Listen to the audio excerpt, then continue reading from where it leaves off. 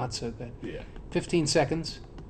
13, 12, 11, 10, 9, 8, 7, 6, 5, 3, 2.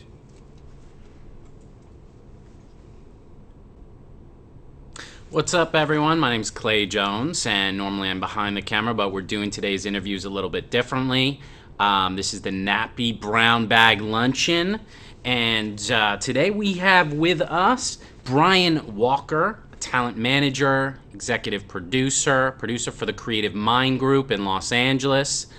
Brian is now producing Jabari Presents, the second season of. He's working with Moonshark, CAA's mobile game publishing arm, and the Intelligence Group, CAA's market consulting firm. And he's on his way to get his law degree. So he's all over the place. He's got a lot of interesting stuff to say. And for today's Brown Bag Lunch, we are giving away an amazing, sexy NATPE t-shirt. Your girlfriend or your boyfriend will love it on you. So just tweet at us, hashtag @NATPE, or chat on our stick cam. The best, funniest, most insightful comment, we will send you this t-shirt, which you will love. Okay, now, and without further ado, we are going to check out Jabari Presents, this teaser for the second season. What's up? I'm Jabari Johnson, host and producer of Jabari Presents. Jabari Presents is a documentary web series where influential artists, athletes, and entertainers let me into their lives for a few days and see what it's like to walk in their shoes. I started this show because I was pitching the idea to networks, auditioning to host shows on TV, and nobody saw the vision. They all said no. Big networks would much rather stick with shows about housewives or singing competitions. There's much more to the lives of these individuals than what's covered in your average interview, and even if networks won't have my show on their channel, they can't keep me off the internet. When I was 19 years old, I did my first interview ever with the Clips, and I knew that telling stories of the people that I admired was all I wanted to do. Look at how bad that quality is. Luckily, I've been able to do just that for the past 6 years, and I've spent every single ounce of money that I've made back into producing better and better content. In the first season of Jabari Presents, we were able to profile people like Wiz Khalifa, Diggy Simmons, Nigel Sylvester, and a bunch more. After each show, I saw the common theme with these individuals was that each one of them created their own career, no matter what opposition they faced. So this season, I'll be focusing on what it takes to go down the path toward your dreams. As I keep chasing mine, I want to talk to the people who are living theirs. Travel and crew costs are real, and we're going to need equipment and staff for shooting and editing.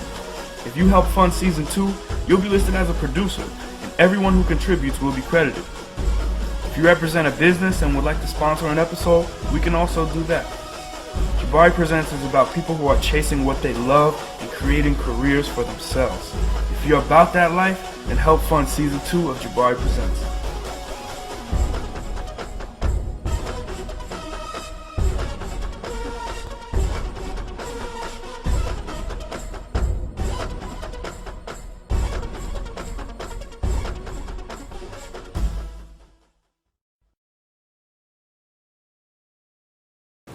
Yeah, it looks pretty inspirational, this show. Yeah, He seems like a really... Yeah, he's just in tune kid. You know?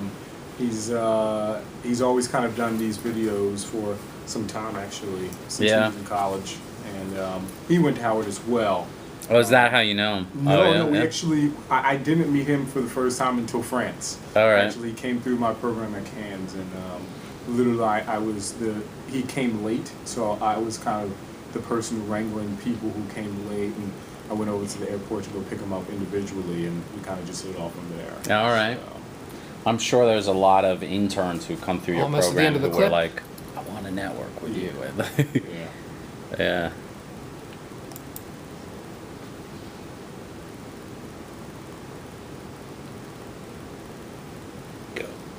So what's up? That was Brian Walker's teaser of Jabari Presents. And here we have the man himself, Brian Walker. Thank you for joining us. Thank you.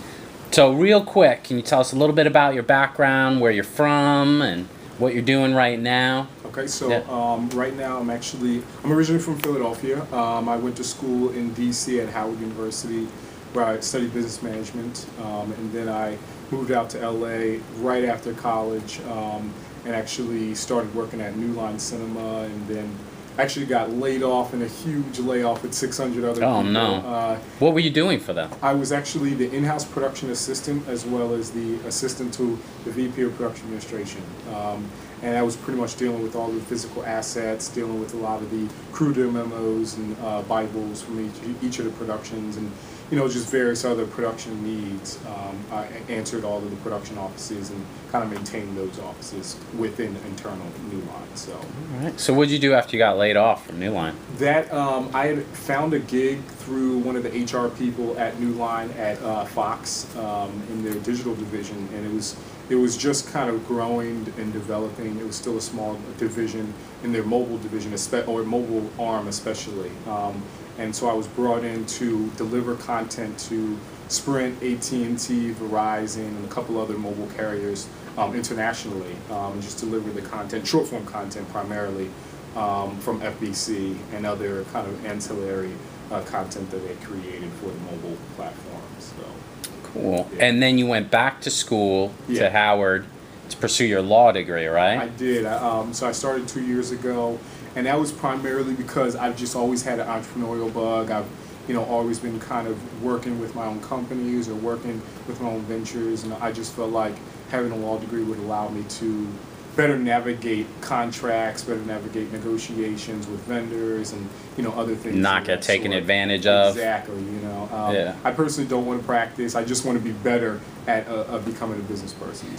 So you're consulting right now at the same time you're in school. It seems like you're working with the intelligence group, also Moonshark, both part of CAA. Can you tell us a little bit about what you're doing for them? Those companies are, I just recently started those companies, so I couldn't tell you too much. With Moonshark, I'm primarily just helping them to find new developers. They're primarily a mobile publishing or mobile game publishing company. So I'm just literally combing through blogs and other forums and other publications online to look for the hottest new developers, for them to pair up with other celebrities and just celebrity or top talent from CAA to create new apps. So.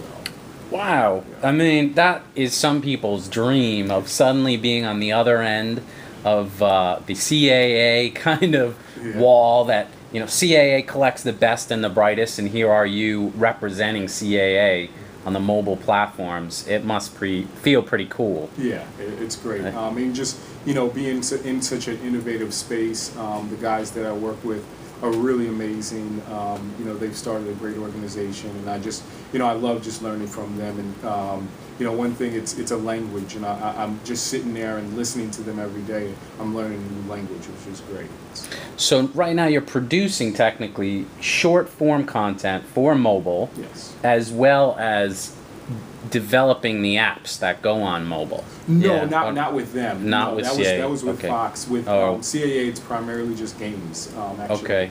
And I'm literally just in an internship role where I'm literally just looking for developers, or in somewhat of a business development internship role, and potentially a marketing role within the next few weeks as well.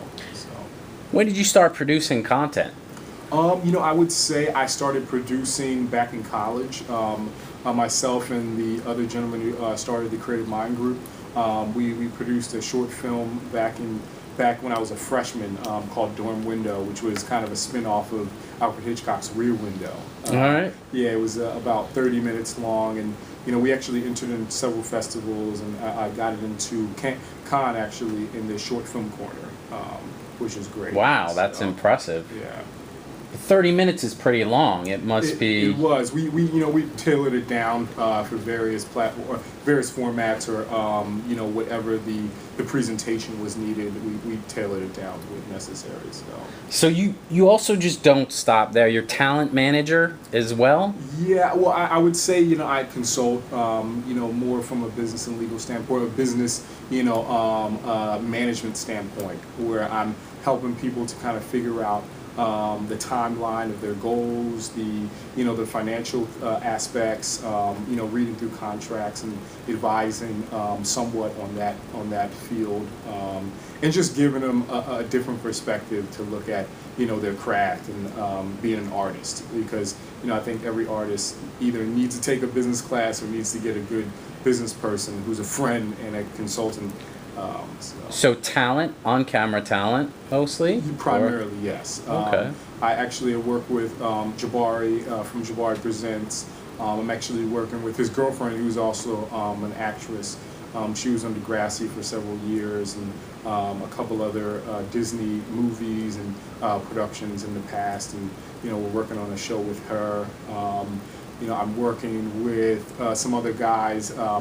I don't know if you've ever heard of Radio Silence. I've worked with those guys briefly. They're known as Chad, Matt, and Rob before. Okay. And I've just worked with them in various capacities, taking their films out to Cannes and doing some other things. Are you accepting new talent?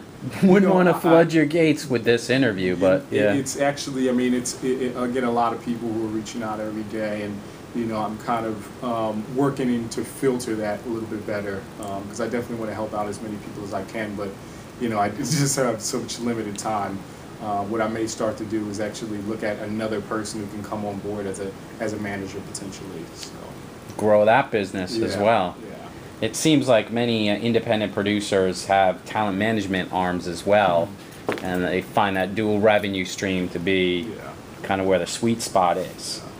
So when you graduate, I know you're in school right now. What do you plan is going to happen right after you graduate? You going to accept an attorney position? Are you going to open up shop for your production company? What do you imagine is the next step? I don't know what's going to happen. I'm doing so many projects right now. I think it will just kind of roll into itself. I'm doing Jabari Presents. We're working on. He just finished a documentary with Tiny Tempa in the United Kingdom that I'm kind of shopping around right now and seeing if we can get domestic distribution. I have that other project with his girlfriend. I have the other guys that I work with. And then also we're developing the Creative Mind Group significantly, where we're branching out to, we have Toronto and we have Cannes, and we're looking at India's International Film Festival as well, and potentially Sundance if we can kind of forge a relationship with them, and just looking at that as another area. And then also I'm starting a business and legal program specifically for the Creative Mind Group, or the Creative Minds programs that we have. So what is the Creative Mind Group? So the Creative Mind Group, I would say, is just a multifaceted entertainment company. We do our student filmmaker programs, like I said, at Cannes and at Toronto, where we take students to these festivals and kind of provide them with the entire festival experience. So we have 3 tiers to the programs. One where they intern with companies, and that's just a specific group. Another where they are creating films through our partner, Campus Movie Fest, to some great guys, and they bring out all of their equipment, and we fly those guys out there, and they pretty much just provide each team with various equipment, and they shoot a 5-minute film, and then we have a large showcase in one of the venues in Cannes. So you give them exposure as well. It's not Exactly. like they're just interning and No. doing all the paper shuffling and whatnot. Yeah, no, it's really it's up to them. They can either be in the internship program, they can be in the filmmaker program, or if they feel like they're independent, they feel a little bit more autonomous, and they have a project that they're actually already working on.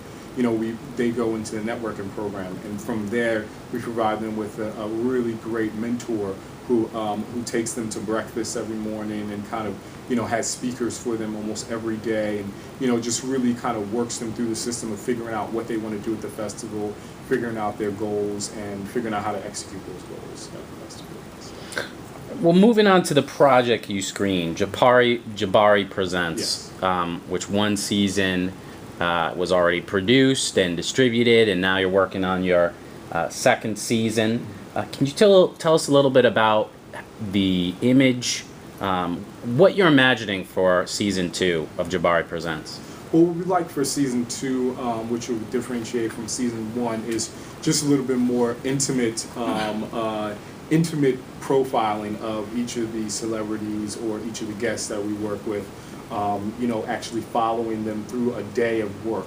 Like we shot, I can't tell you the artist, but we shot an artist several weeks ago while they were at kind of a music festival. And we followed them from the time they were at their house preparing until they went through their performance, until later on in the evening we had an interview, and then we shot a small music video. Exclusive music video. Music video. Wow. Where they shot it, and that'll be embedded within the Jabari Presents Season 2. And just we have another actress, web actress, who we're going to follow her on her production for 2 days, and just kind of really profile them from an intimate standpoint, from a perspective that no one else sees, or if they have, they haven't seen it like this. So. Very cool. How was the first season financed? So the first season was primarily financed just bootstrapping.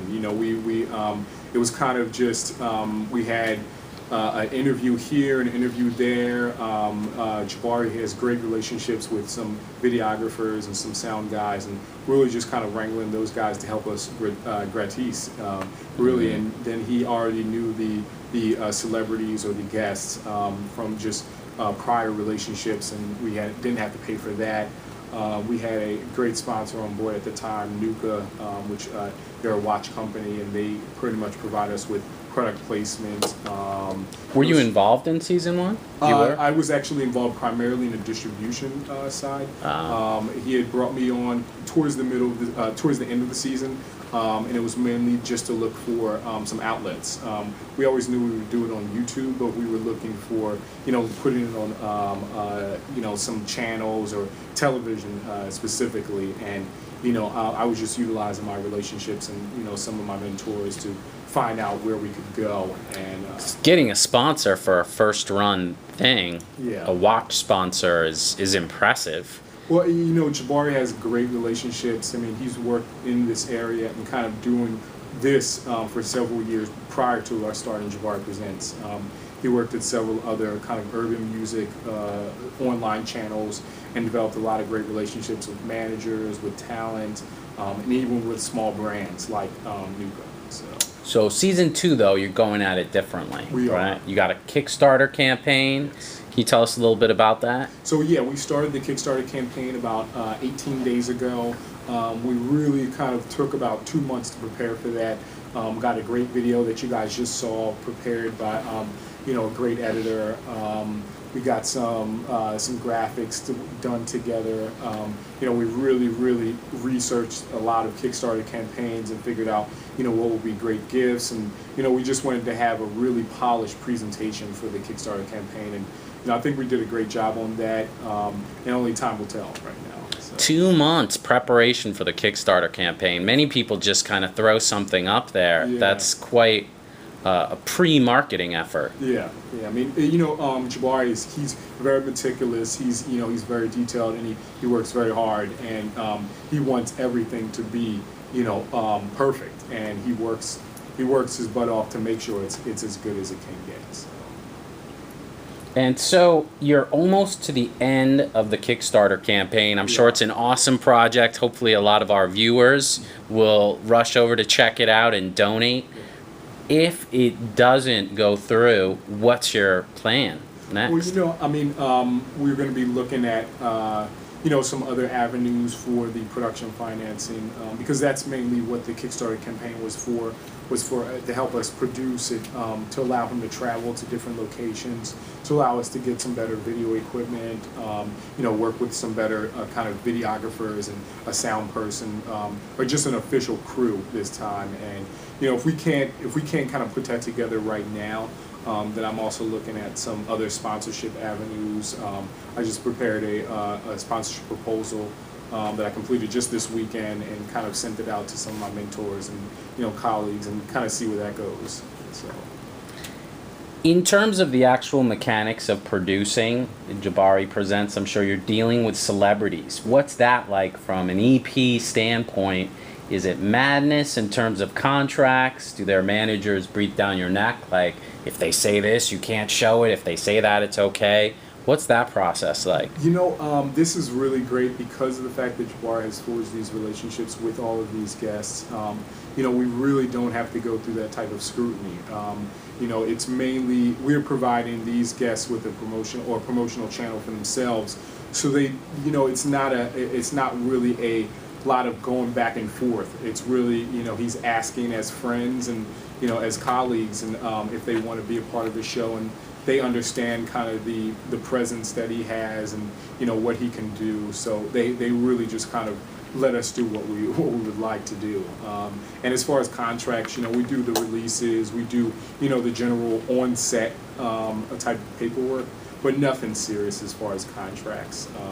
Maybe we're still trying to secure some larger talent, so maybe that will start to become a bigger animal, but right now we're doing pretty well. So. That's great to hear. I know it's many people's dreams of having more celebrities on, but often things get locked up in releases of likeness and distribution agreements and whatnot. So it's a testament to his relationship with them, I guess, that they trust you so much.